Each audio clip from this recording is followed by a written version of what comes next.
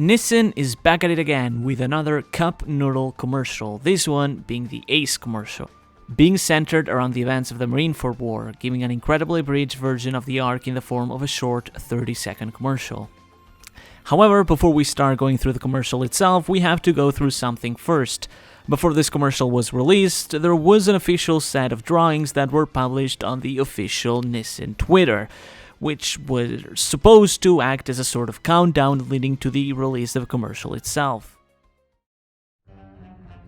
The first one depicts Luffy talking with Ace in one of the school corridors, with Ace squatting on one of the windows as if he were to leap away, with a cup of noodles by his side. This is meant to represent the scene in Alabasta where Ace gave his Viver card to Luffy and told him they'd meet again at the summit, being on the edge of the Going Merry, ready to leave, which is symbolized here by Ace leaving the school through the window. Keep in mind this scene was modified in the anime in case you don't remember it and was only present originally in this form in the manga. The next scene shows Ace walking away from Whitebeard at the school's entrance. We can tell this is likely the entrance since the lockers on the side are shoe lockers, often found in Japanese schools at the entrance. As you might be aware, in Japan it's considered very impolite to wear shoes indoors, and while this may not apply to shops, offices, and many other buildings, it is still a tradition to do so in places such as schools, where students must change their street shoes with school-specific shoes at their lockers for the sake of keeping the school clean and orderly. In this case, this scene is likely meant to represent how Ace left Whitebeard's crew to go after Blackbeard. Ace leaving the actual school, as in the building itself, helps cement that idea. This was before the previous scene in terms of timeline, but it happened after it in the manga, being seen in the form of a flashback, which is likely why it was included here after the previous scene. Also, as a cool detail, Ace has Whitebeard's tattoo on the back of his shirt, as does Whitebeard on the back of his jacket, just like the two did in the main story. Since in a Japanese school, having a tattoo like that would be obviously outright forbidden, it makes sense that it's on the back of their outfits. Also, as another nice touch, Ace's belt is loose just like it appears in the manga. The following image instead shows Whitebeard and Luffy preparing for the upcoming battle, a clear reference to the same scene in the manga where Luffy talked with Whitebeard. Whitebeard is holding a cup of noodles this time, perhaps the same that Ace held before, while instead Luffy has the cross-shaped armband that he shared with Vivi in the end of her commercial. Finally, we can move on to the commercial itself. Now, to those who aren't very familiar with Japanese school culture, this commercial might be confusing as the sport practice here is mostly exclusive to Japan. This is known as Kavadi-sen, a Japanese sport that is usually only played during sports days at schools. You might have perhaps seen this in some other anime, such as My Hero Academia, but basically the idea behind the sport is to have groups of 4 students, with one student running on top of the 3 others supporting him, in an attempt to steal a band, or bandana, armband, or even hat depending on the rules, from opposing groups. Each group of 4 students has one band that they must protect while trying to yank away the bands of other groups. It's usually divided into 2 major teams with several groups of 4 students, usually differentiated by the color of their hats being the same as their bands to avoid confusion. The color of these hats are usually either red or white. The winner is either the surviving team or the team that manages to steal the most bands from the other team. The etymology of Kavadi-sen is quite literally equestrian war, or rather cavalry battle, with each group of 4 students symbolizing someone riding a horse. The sport is mildly similar to that of chicken wars, a western version that has someone riding on the shoulders of someone else to push them off, though this is usually done within a safe environment such as a pool. In Kavadi-sen, you're only meant to steal a band rather than push someone else off, given the dangers of falling off at that height. Unfortunately though, given how competitive kids can get, there have been incidents of people getting injured falling from that high, which has led many schools across Japan to remove this sport altogether for safety reasons. Anyway, the same we see here with the 2 different teams differentiated by red and white hats, representing the Marines and Whitebeard Pirates respectively. It's quite fitting that the Whitebeard Pirates are represented by the white color. Though, that said, almost everyone has the typical white gym outfits usually worn in Japanese schools during sports days. As for all the destruction happening in the background, well, we'll assume it's likely meant to just be symbolic, to represent the intensity of the match, otherwise I get the feeling that teachers will have to do a lot of explaining for allowing this to happen. The commercial opens up with a gigantic meteorite falling from the sky. This could be interpreted in one of two ways. On one hand, it could be seen as one of Akainu's magma fists that rain on Marineford, but I'd argue against it since Akainu's attacks are always shaped in a very specific shape, like magma fists or the shape of a dog or something, not a meteorite, which, this seems to appear. If anything, I think this is actually a real meteorite, one dropped by Fujitora. The reason for this is because we've seen him dropping meteorites throughout the past commercials, so it's possible that it was all building up to this.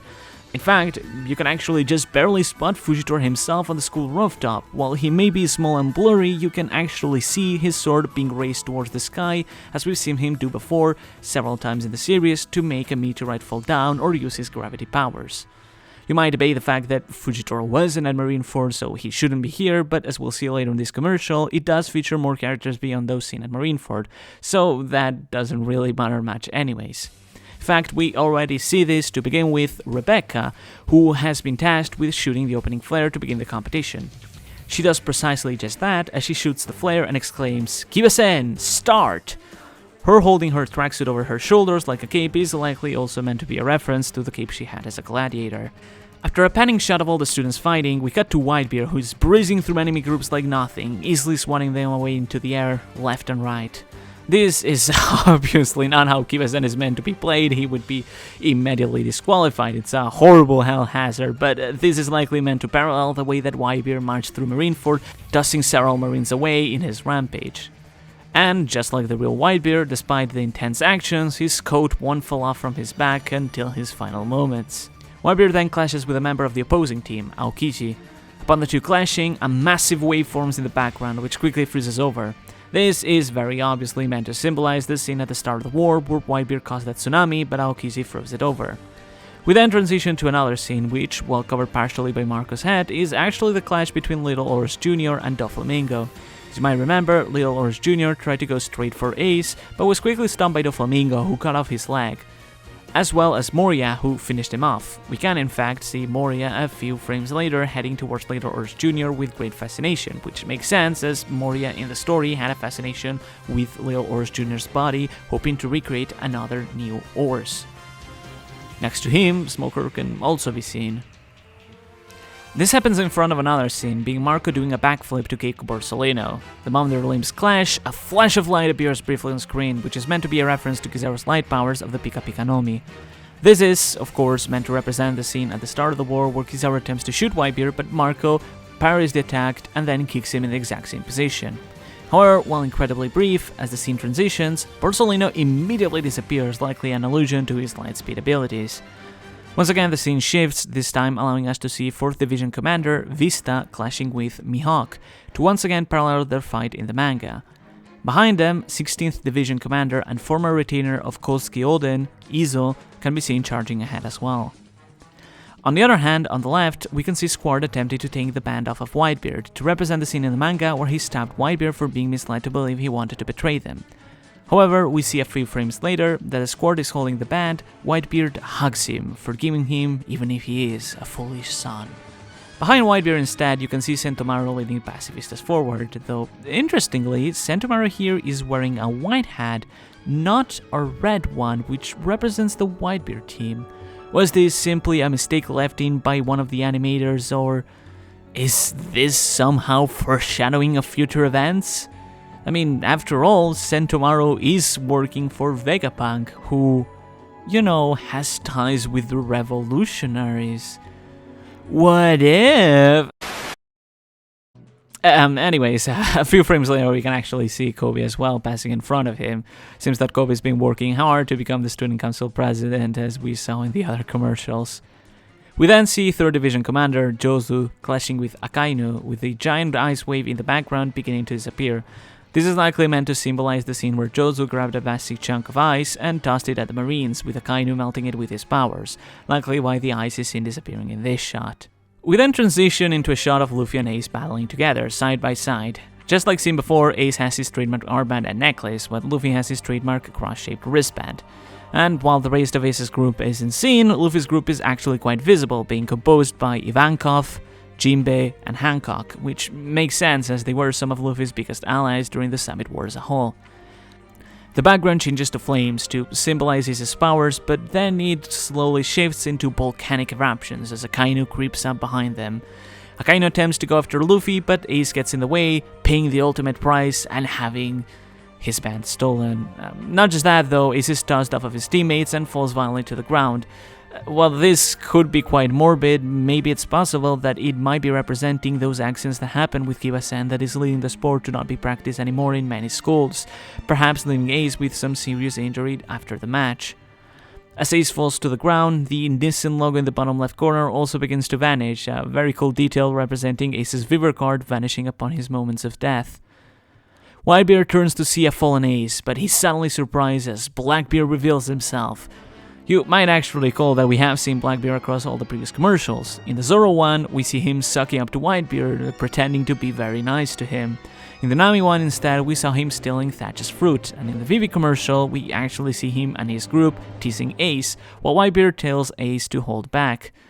It all culminates into this, where Blackbeard reveals his big true scheme to, become the biggest vandal in the school or something. Next to him we see all his crewmates at the time of the Marineford War. Vasco Shot, Vanagar, Shiryu, partially covered Jesus Burgess, San Juan Wolf, Doc Q, Avalo Pizarro, Katarina Devon, and Lafitte.